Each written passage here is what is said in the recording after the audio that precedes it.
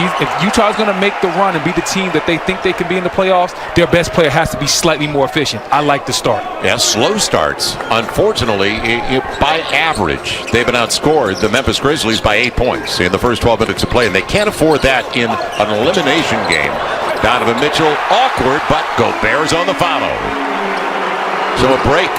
Yeah, when Rudy's in there doing what he does, cleaning up the glass, and he does a lot of the dirty work. I know some people look at the contract and think that maybe he should be doing more. Not exactly a three-point threat, but he's not bad percentage-wise as Valanciunas gets the first points of the game for Memphis on the wing. Right back at it. Donovan Mitchell, and it's pretty amazing what he's done. It'll be slow-mo, and the little scoop off the glass by the former San Antonio Spurs draft choice, Kyle Anderson. And Kyle is one of the most in 5 of their home floor.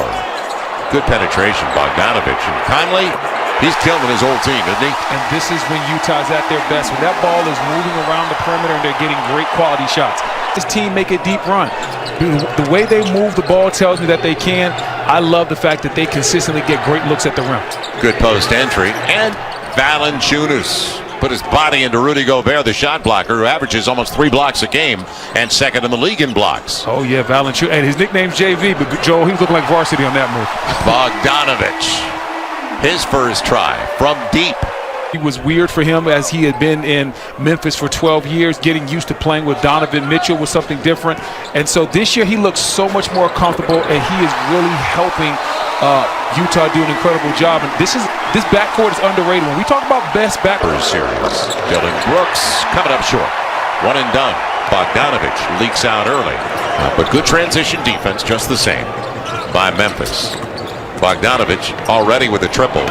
And if he's making Euro steps all his way to the rack, going to be a long night for Memphis. Man, oh man. This Bogdanovic, as you see him in the boxing one, they truly missed him in the bubble last year. That's what a lot of people didn't talk about. When they lost that series to Denver, they didn't talk about Bogdanovic was missing from his team. As you see Bogdanovic making a championship pass, turning down a good shot to get a great jump shot for Royce O'Neal in the corner. Almost early. Right now up by 14 on the 11-0 blitz. And that's a wide open 3. Corner, short corner 3. Ja Morant gets it right back. Hard off the heel, and it stays home. And Ja has been struggling in the postseason, but boy, they can't live without him. And especially when you consider what he did in game 2. 47. Off the glass. Guess who? Donovan Mitchell, that man. Man. Donovan Mitchell, I come out with the right mindset. We didn't want to play with our food. Donovan Mitchell's not playing with his food tonight. He is coming out trying to hit Memphis with the knockout punch. 10 early points, and every time he gets the ball, he's looking to another Royce O'Neal. You just saw him in the corner 3, and Royce O'Neal, who really is there for defensive reasons and a real good cover guy. He's looking for his own shot. The step through. Kyle Anderson can't roll it home. For his head coach about it, he talked about the lack of focus, discipline, especially on the pick and roll. Yeah, and I think that he's seeing some of that tonight.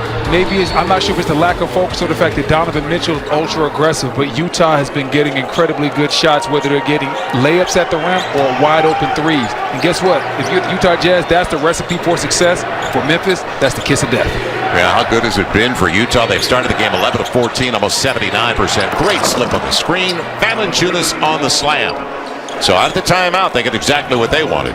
Now, they can't keep trading, though, 3s for 2s. It'll be a long night if they do. And that's been the case in this series. 14-point game. We're halfway through the opening 12. As Donovan Mitchell, you can't give up layups either. They haven't stopped him from getting downhill all night long. They're going to have to throw some extra attention his way. The problem with that is that Utah is shooting 75% from 3 right now. So if you do give him extra attention, what does that mean for your perimeter defense? So Donovan Mitchell being ultra aggressive, and right now Memphis has no answers. Bogdanovic didn't curl at home. Tough angle, trying to take advantage of Grayson Allen. He's got a little size there in the foul on Donovan Mitchell. Well, Utah, not only do they have the best record in the NBA at 52-30, and Brendan, this is way too simple. Yeah, that's way too easy right there. Donovan Mitchell, he's a great player in this league, but he looks really great if you just let him scat down the lane with no resistance. He looks a little winded over there.